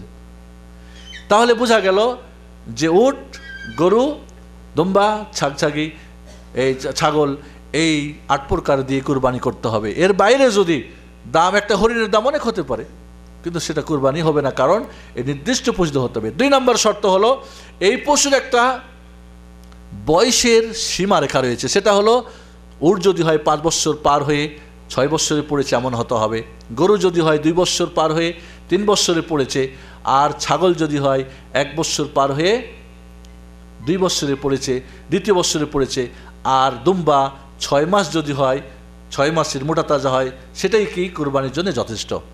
কেউ বলেছেন বয়স, আবার কেউ বলেছেন যে এর অর্থ হলো কি দাঁতওয়ালা হতে হবে, কারণ আল্লাহ নবী বলছেন লা তাযবাহু ইল্লা মুসিন্না, তোমরা মুসিন্না ছাড়া জবাই করো না। মুসিন্না কি সিন্নুন দাঁত থেকে না সানাতুন বছর থেকে? সিন মানে দাঁত আর সানা মানে বছর। তো কেউ বলছেন সিন্নুন মানে দাঁতওয়ালা, মানে কখন দাঁত ওঠে? উট সাধারণত 5 বছর পার হলে দাঁত ওঠে। সোনাই বলা হয় উপরের 2 দাঁতকে। এই 2 দাঁত উঠে গেলেই কুরবানির জন্য চলবে। তাহলে কেউ বলেছেন বছর পূর্ণ হওয়া, অর্থাৎ উট 5 বছর, গরু 2 বছর, ছাগল 1 বছর, ভেড়া কি বলে আপনার দুম্বা 6 মাস, কারণ এই বয়সে তার কি হয় দাঁত উঠে যায়। তবে দাঁত উঠাটা নিলে একটু সুবিধা হয় কি, মানে ফাঁকি ফুঁকি হয় না। গতবার আমি কুরবানি করতে গেছি, তাই বললাম যে দাঁত তো উঠে নাই রে ভাই, 1 বছর হয়েছে কেমনে বুঝবো? তো ওই দালালদের আবার হুজুর বানিয়ে রাখছে একজনকে। কয় হুজুর এদিকে আহেন, চলবে না হুজুর এটা? কয় হ্যাঁ চলবো। তাই বললাম হুজুর ঠিক আছে, আপনি অনেক লেখাপড়া করছেন, তো আমি কম লেখাপড়া করছি, আমি দাঁতওয়ালা আমার দরকার। আপনি চালাইতে পারেন, আমি চালাতে পারি না। বেশি বড় হুজুর তো আপনি চালাইতে পারেন, কারণ আমি কেমনে জানবো যে 1 বছর পড়েছে কিনা? তবে যদি 1 বছর কনফার্ম জানাশোনা নিজের বাড়িতে বা অন্যের জানাশোনা লোক থেকে কিনেছে, তাহলে 1 বছর হইলে দেওয়া হয়ে যাবে। তবে নিঃসন্দেহে দাঁত পড়ে যাওয়ার পরে করলে আর কোনো সন্দেহ থাকবে না। আর সাধারণত 1 বছর পড়লেই ছাগলের, আর 2 বছর হলে গরুর, আর 5 বছর হলে ওটের কি এবং দুম্বা হলে। আল্লাহ নবী বলেন ইল্লা আইয়া আসরা আলাইকুম ফাতাদবাহু জাযআ মিনাদ দান, যদি 1 বছরের না পাও, দাঁতলা না পাও, তাহলে তোমরা 6 মাসের ভেড়া দুম্বা তোমরা কুরবানি করতে পারো। তাহলে বোঝা গেল যে বয়সের ব্যাপারটাও খেয়াল রাখতে হবে আমাদের। এরপরে যেটা আসবে সেটা হলো এটার ত্রুটিমুক্ত হতে হবে। 4টা ত্রুটির কথা হাদিসে স্পষ্ট আসছে। একটা হলো কি 1 চোখ কানা যদি হয়, 1 চোখ কানা সুস্পষ্ট বোঝা যাচ্ছে, চলবে না। যদি ল্যাংড়া হয়, খোড়া হয়, খড়িয়ে খড়িয়ে হাঁটে, বোঝা যাচ্ছে যে খোড়া, তাহলে চলবে না। এইভাবে যদি এমন দুর্বল হয়, দুর্বল একেবারে নড়তে পারে না, দাঁড়ালে পড়ে যায়, চলবে না। এইভাবে যদি কি হয়, এমন বয়স বুড়ো হয়ে গেছে, যার ওই হাড়ের মধ্যে কি ওই যে মজ্জা যেটা চাপ, হাড়ের ভিতরে যে না, হাড়ের ভিতরে ক্যালসিয়াম শুকাই গেছে বা গোস্ত লেগে গেছে, এর সঙ্গে বুড়ো একেবারে হাল বাইতে বাইতে বাইতে আর চলে না, তখন কুরবানি দিয়ে দাও। লা হাওলা ওয়ালা কুওয়াতা ইল্লা বিল্লাহ। বুখারী শরীফে এসেছে আল্লাহর কি সাহাবা ইকরাম রাদিয়াল্লাহু তাআলা, মদিনার লোকজন, তারা কুরবানির পশু কিনে তাকে খাইয়ে মোটা তাজা করে তারপরে কুরবানি দিতেন। এই জন্যে এই 4টা চলবে না। তাহলে এই 4টা যদি না চলে, এর চেয়ে বড় যদি হয়, 2 চোখে যদি কানা হয়, তাহলে তো আরও চলবে না। 1 পা নাই, তাহলে তো আরও চলবে না, ও তো খোড়া নাইলে 1 পা নাই, ঠিক না? এইভাবে যদি কি হয়, আপনার এমন বুড়ো হয়ে গেছে যেটার নড়াচড়াই করতে পারে না, মোট কথা এর চেয়ে বড় যদি হয় তাহলে তো চলবে না। আর এর চেয়ে ছোট যদি হয়, একটু লেজ কাটা, কান কাটা, ফাটা, এগুলি যদি হয়, তাহলে মাকরুহ ওলামারা বলেছেন না করাই উত্তম। যদি কেউ করে ফেলে তাতে তা হয়ে যাবে। এখানে আমাদের একটা জিনিস জানা দরকার, কুরবানির পশু নির্দিষ্ট যদি করা হয়, কেউ যদি বলে, আমাদের সাধারণত আমাদের গ্রাম অঞ্চলে, আমাদের এলাকায় দেখেছি, একটা খাসি হলো বলে এটা কুরবানির জন্যে, তাহলে ওটা নির্দিষ্ট হয়ে যাবে। কেউ যদি কিনে নিয়ে আসে কুরবানি দেওয়ার জন্য, ওটা কুরবানির জন্য নির্দিষ্ট হয়ে যাবে। যে কোনোভাবে কথা বা কাজ দিয়ে যদি কুরবানি নির্দিষ্ট পশু হয়ে যায়, তাহলে সেইটাকে কি করা যাবে না, আপনার সাধারণ কাজে ব্যবহার করা যাবে না, ঠিক আছে? এবং সেটাকে আপনি পরিবর্তন করতে পারবেন না। তবে যদি এমন হয় যে ছোট, বা বয়স হচ্ছে না বা পড়ছে না বা দাঁত উঠে নাই, তাহলে পরিবর্তনকে হচ্ছে উত্তম যদি দিতে চান, তাহলে জায়েজ আছে। তবে মনে রাখতে হবে, যদি চুরি হয়ে যায়, আপনি কুরবানির পশু নির্দিষ্ট কিনছেন বা হারিয়ে গেছে বা চুরি হয়ে গেছে, তাহলে কি করবেন? যদি আপনার অবহেলার কারণে হারিয়ে যায় বা চুরি হয়ে যায়, অথবা এমন জায়গায় বাঁধছেন ফাঁসি লেগে মারা গেছে, তাহলে আবারও আপনাকে আর একটা কুরবানি দিতে হবে। আর যদি আপনার অবহেলার না কারণে না হয়, আপনি ঠিক মতোই রেখেছেন, বেঁধে রেখেছেন, হেফাজতে রেখেছেন, ভালো জায়গায় বেঁধেছেন, তারপরও যদি নষ্ট হয়ে যায়, তাহলে নিঃসন্দেহে আর একটা করা তো উত্তম, কিন্তু জরুরি তার উপরে হবে না। কুরবানির এই পশু ছাগল এবং দুম্বাই মালিকানায় একজন মালিক হতে পারবে। ছাগল এবং দুম্বা মালিকানা একজনের হবে, অর্থাৎ বাড়ির যিনি কর্তা তিনি মালিক, বাকি সোয়াবে সবাই শরীক হবেন। আল্লাহর নবী আলাইহিস সালাতু ওয়াস সালাম কি করতেন? কুরবানি করতেন একটা সমস্ত উম্মতের পক্ষ থেকে, আর একটা কুরবানি করতেন কিসে? আর একটা কুরবানি করতেন নিজের এবং নিজের পরিবারের পক্ষ থেকে। আল্লাহর নবী আলাইহিস সালাতু ওয়াস সালাম, মা আয়েশা রাদিয়াল্লাহু তাআলা আনহা বলেন, বরং একটাই সবার পক্ষ থেকে করতেন। কোনো হাদিসে আছে, এক হাদিসে কি, জামারা বিকাবশিন আকরানা ইয়াতাউ ফি সাওয়াদিন ওয়া ইয়াবরুকু ফি সাওয়াদ ওয়া ইয়ানজুরু ফি সাওয়াদ ফাউতিয়া বিহি লিউদাহিয়া বিহি ফাকালা লাহা ইয়া আয়েশাতু হালুম্মিল মুদিয়া সুম্মা ক্বালা ইশহাদিহা বিহাজার ففعلت ثم أخذها وأخذ الكبش فأضعه ثم ذبحه ثم قال بسم الله اللهم تقبل من محمد وآل محمد ومن أمة محمد ثم ذبح به রাহু মুসলিম। মা আয়েশা সিদ্দিকা বলেন, আল্লাহর নবী আলাইহিস সালাতু ওয়াস সালাম একটা কুরবানি করছেন, মানে কালো সাদা মিক্সড রঙের, কালো এবং সাদা, তার চোখের সামনে সাদা, চুলের এখানে কালো, চোখের এখানে কালো, পায়ের নিচে কিছু কালো, অর্থাৎ চিৎকাবরা কালো এবং সাদা। আল্লাহ নবী নিয়ে আসতে বলেন আয়েশাকে, আয়েশা ছুরিটা নিয়ে আসবে, একটু ধার দিয়ে দাও। আয়েশা রাদিয়াল্লাহু তাআলা ধার দিয়ে দিলেন। আল্লাহর নবী সেটাকে সয় দিয়ে কুরবানি করলেন কি বলে? বিসমিল্লাহ আল্লাহু আকবার, এবং বললেন আল্লাহ তাকাব্বাল মিন মুহাম্মদ, মুহাম্মদের পক্ষ থেকে কবুল করো, ওয়া আলি মুহাম্মদ, মুহাম্মদের পরিবারের পক্ষ থেকে, অমিন উম্মাতে মুহাম্মদ, এবং উম্মাতে মুহাম্মদের পক্ষ থেকে কবুল করো, সুম্মা যাহাবা, এর পরে জবা করে দিলেন। সুবহানাল্লাহ। একটা দুম্বা নিজের পরিবার সমস্ত উম্মতের পক্ষ থেকে কুরবানি করলেন। অন্য বর্ণায় আছে যে আল্লাহর নবী আলাইহিস সালাতু ওয়াস সালাম কি করছেন? ইদা দাহাতা বিকাবশাইন আকরানাইন আমলাহাইন, আল্লাহর নবী সাদা কালো রঙের দুইটা কাবশ দুম্বা নিয়ে আসলেন। মৌজাইনে, এটা খাসি করা, অনেকে বলে আবার খাসি করা যায় না, খাসি করা।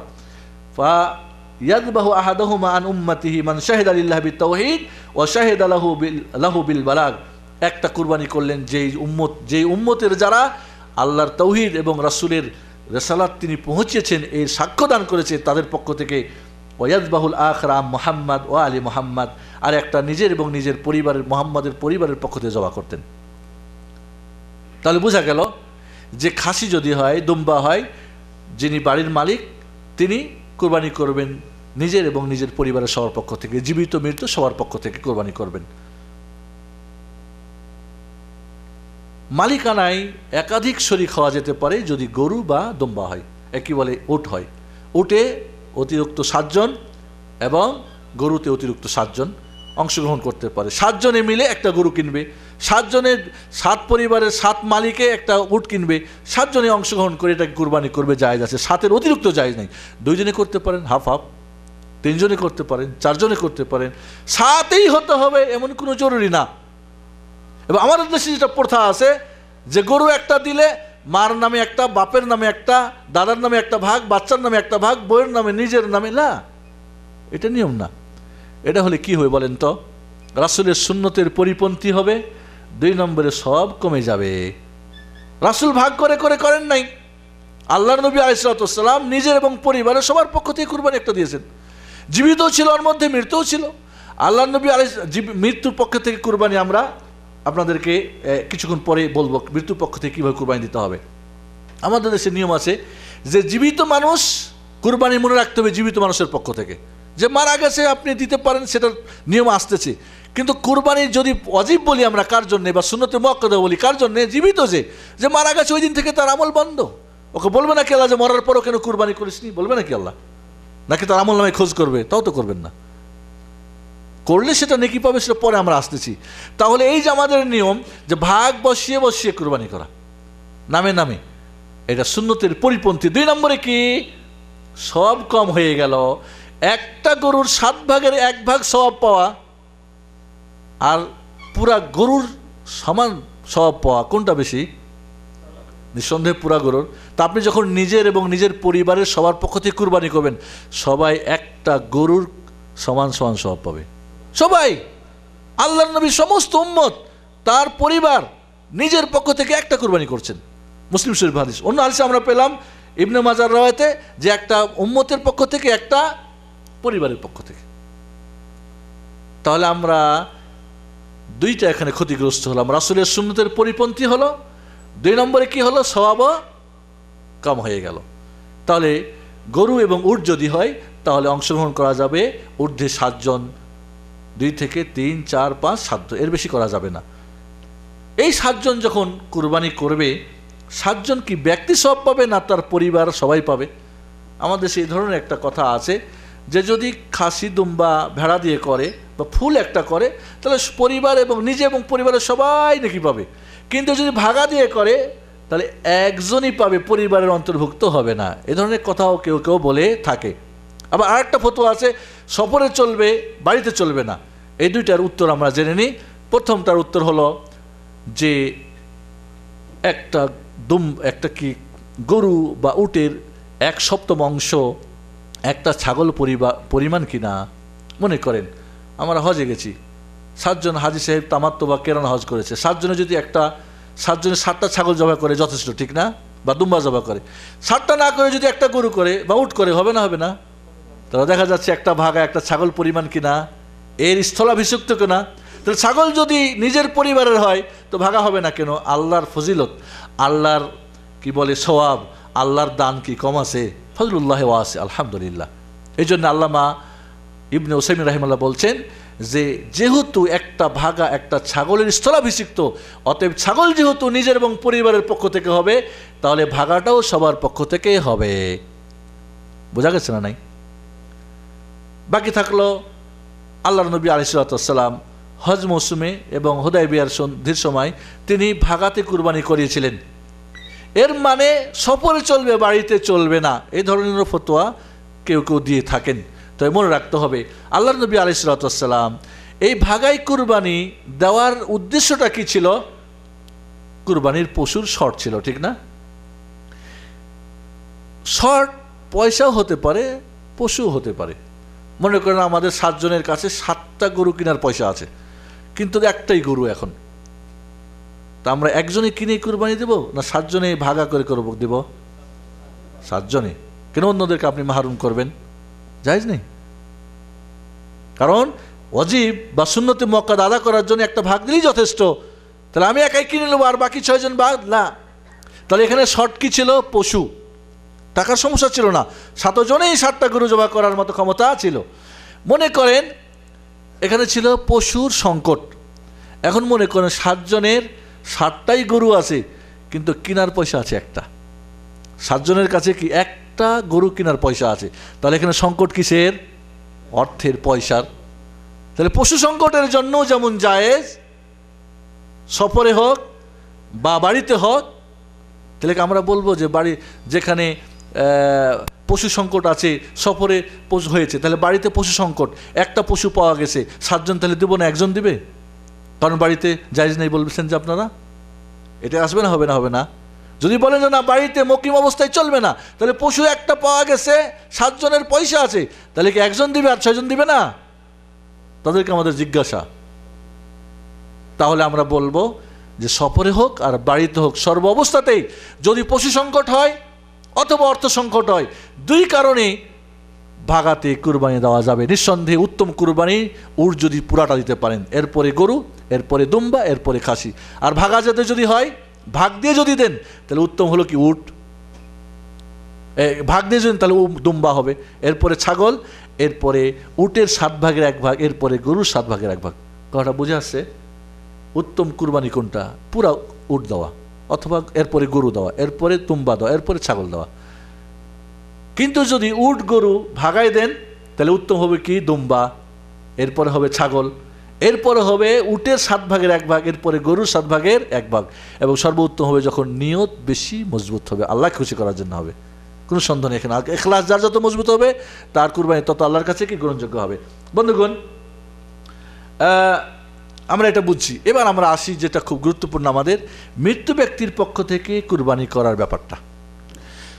আমাদের দেশে দেখা যায় অনেক সময় ছেলে মেয়েরা জীবিত, বাবা মারা গেছে, মৃত্যুদের নামে কুরবানি দেয়। এটা কোনো সুন্নতের পরিপন্থী কাজ।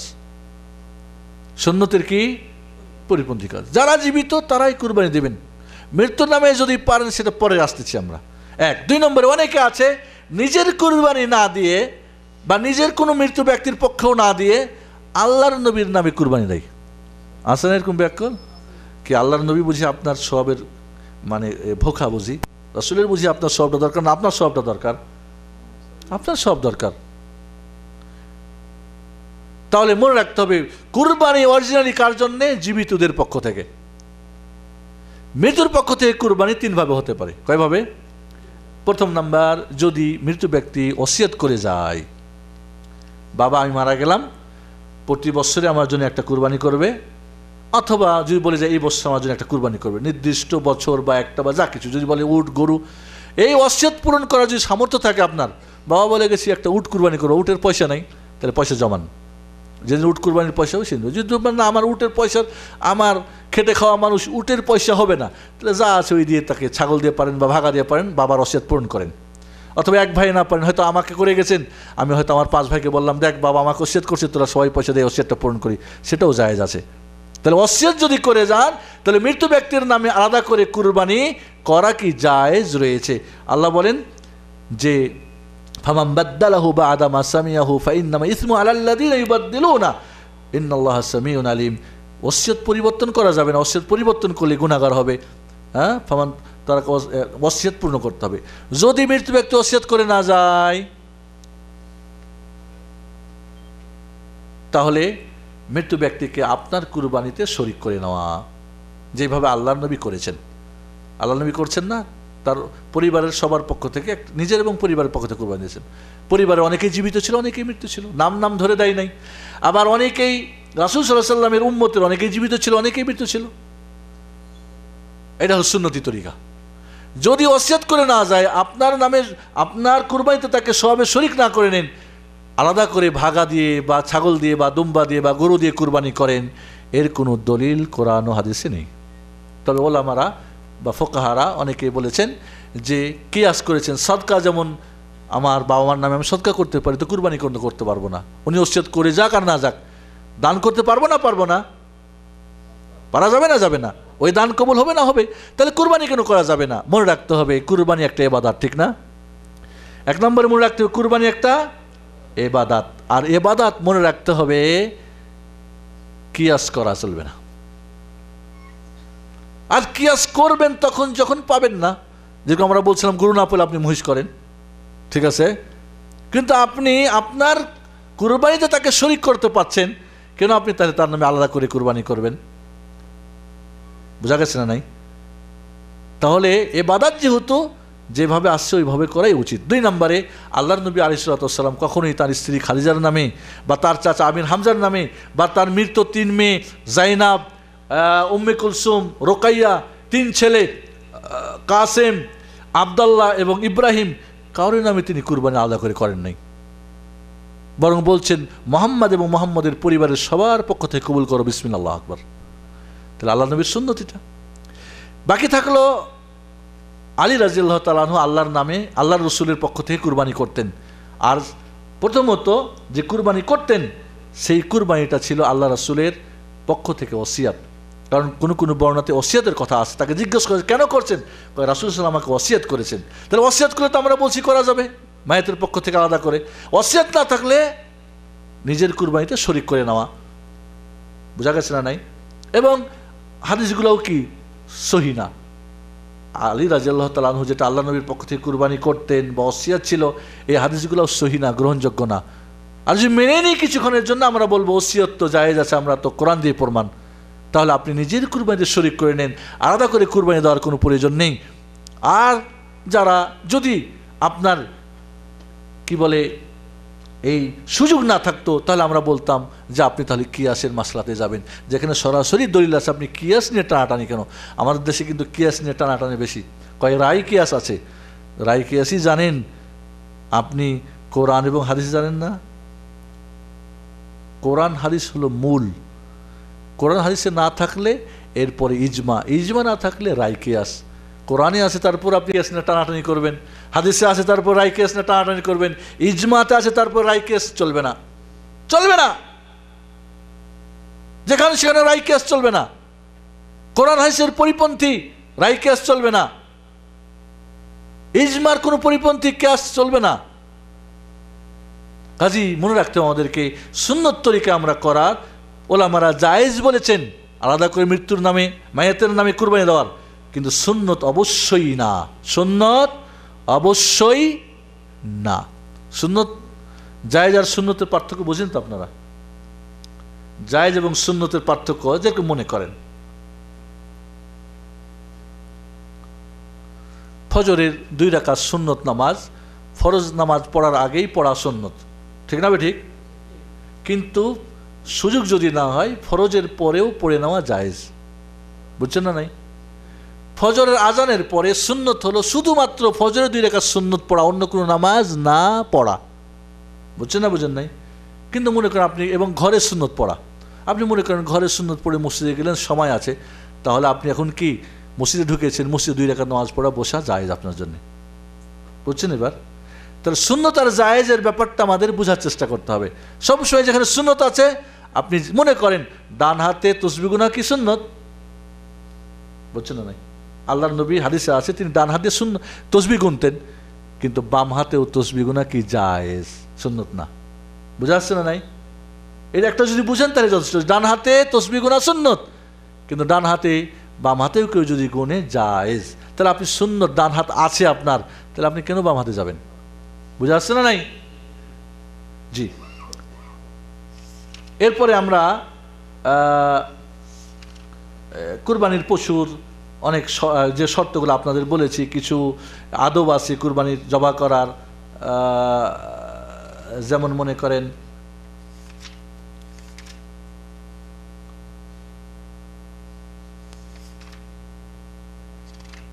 কিছু ত্রুটি আছে, এটা চলবে না, কিছু আছে মাকরু। জবাইয়ের কিছু শর্তাবলী আছে পশু জবাই করার ব্যাপারটা।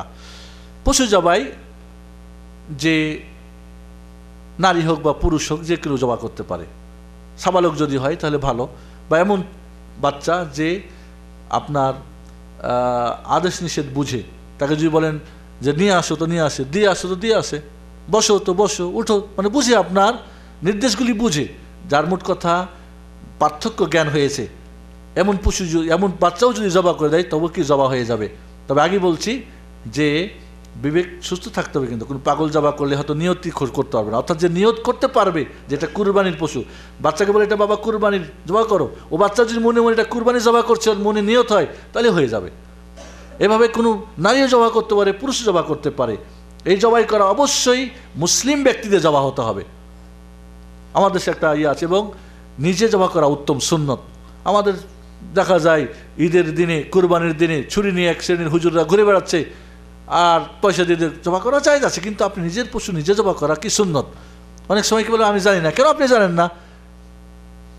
যদি ডান হাতে কাটেন তো বাম কাতে সহায় দিয়ে কেবলামুখী করে বিসমিল্লাহ আল্লাহু আকবার, আল্লাহ আমার এবং আমার পরিবারের সবার পক্ষ থেকে কবুল করো বলে বিসমিল্লাহ আল্লাহ বলে জবাই করে দেন, হয়ে গেল, খালাস।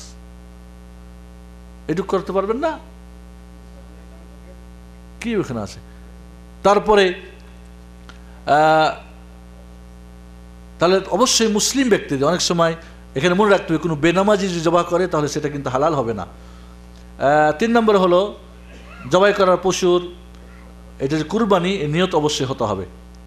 এছাড়া এই জবাই আল্লাহর নামেই হতে হবে, আল্লাহর নামেই হতে হবে, অন্য কোনো নামে জবাই করা যাবে না। জবাইয়ের শুরুতে বিসমিল্লাহ আল্লাহু আকবরে জবাই করলে যথেষ্ট। কিছু যদি না বলে বিসমিল্লাহ আল্লাহু আকবার, কুরবানির নিয়তে করতে জবাই করতে, খালা যথেষ্ট। ভালো করে বুঝেন, নিজের বাচ্চা কাচ্চা বাড়িতে তাহলে শিখাই দেবেন, আল্লাহ আমার এবং আমার পরিবারের পক্ষ থেকে কবুল করো, বিসমিল্লাহ আল্লাহু আকবার, খালাস, যথেষ্ট। হুজুররা অনেক দোয়া টোয়া পড়ে, ঠিক না? এগুলি মুস্তাহাব, জরুরি না, ওইগুলো মুস্তাহাব। আপনি শুধু বিসমিল্লাহ আল্লাহু আকবার কুরবানির নিয়তে জবাই করলেই যথেষ্ট, খালাস। আল্লাহ জানে কার জন্য আপনি কুরবানি করতেছেন। তো এই যে আমরা অনেক সময় ছোট্ট জিনিস কিন্তু বিরাট কিছু মনে করি, তবে যারা বেনামাজি ওর কুরবানি তো হবে না, আর জবা করলে তো হবে না, ওর হলি কি আর না হলি কি। এই জন্য মনে রাখবেন কুরবানি করলে অবশ্যই তাকে রাখতে হবে। এছাড়া কিছু আদব আছে। শেষ কথা আমরা বলবো, কুরবানির পশুর গোস্ত বন্টন যেটা 3 ভাগ করতে হবে। একটা নিজে খেতে হবে, খান এবং কিছু রাখেন, একটা আত্মীয় স্বজনকে হাদিয়া করেন, আর একটা আপনি কি করবেন, গরিব মিসকিনকে সদকা করবেন। আল্লাহ বলেন ফাকুলু মিনহা ওয়াতিমুল বাঈসাল ফাকির, এই কুরবানির পশু থেকে তোমরা খাও এবং যারা দুস্থ এবং অভাবগ্রস্ত এদেরকে তুমি দান করো। আল্লাহ নবী আলাইহিস সালাতু ওয়াস সালাম বলেন ফাকুলু ওয়া তাসাদ্দাকু ওয়াদাখিরু, রাওয়াহু মুসলিম।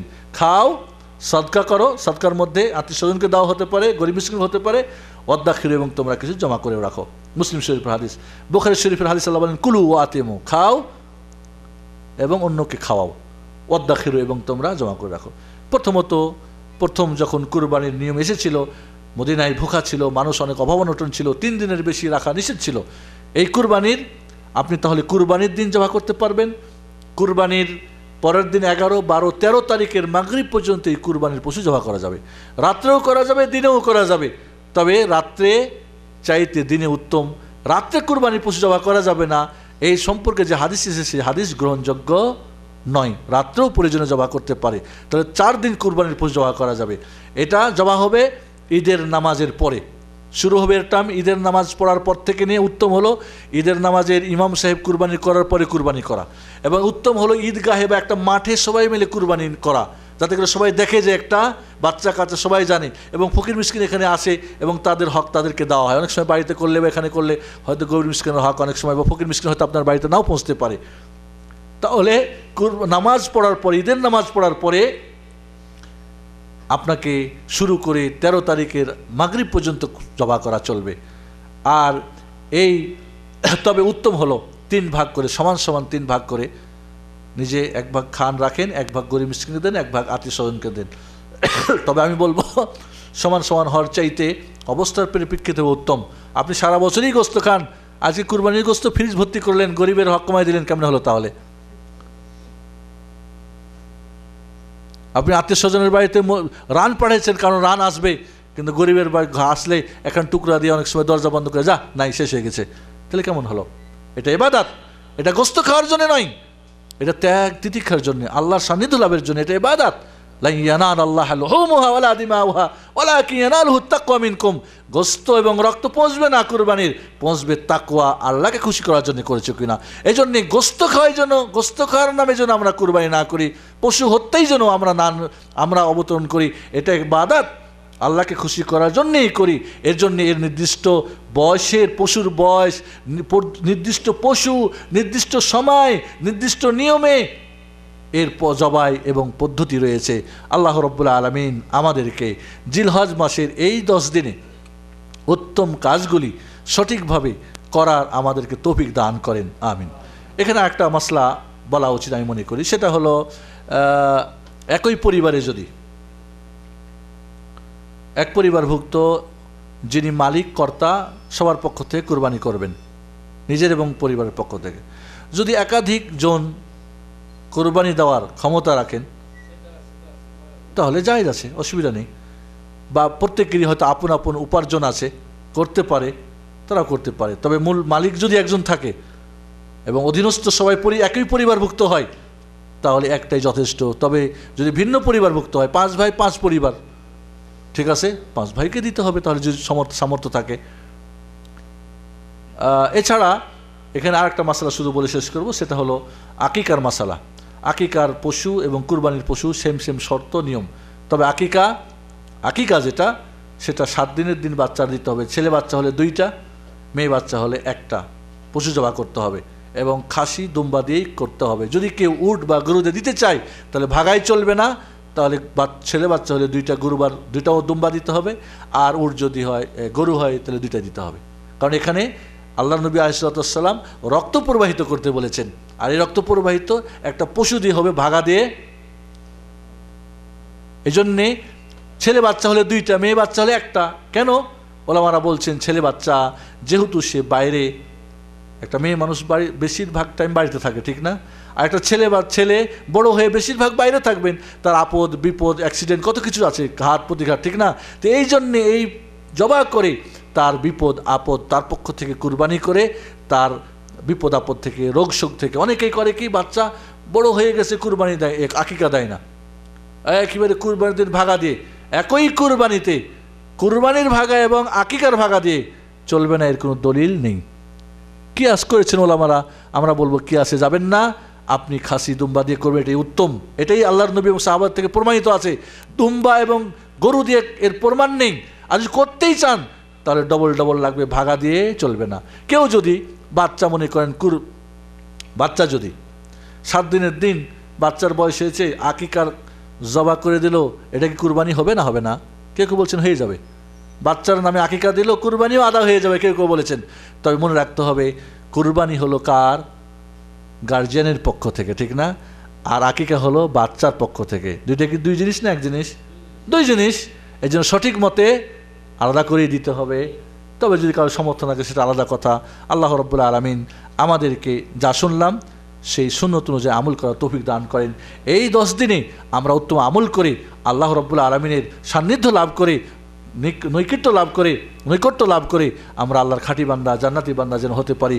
আল্লাহ আমাদেরকে তৌফিক দান করেন, আমিন। আকুলু কাউলি হাদা, আস্তাগফিরুল্লাহ ওয়া লাকুম ওয়া সাইয়্যিদুল মুসলিমিন ফাস্তাগফিরু ওয়া সাল্লাল্লাহু আলা মুহাম্মাদ ওয়া আলা আলিহি ওয়া সাহবিহি আজমাইন। আসসালামু আলাইকুম ওয়া রাহমাতুল্লাহি ওয়া বারাকাতুহু।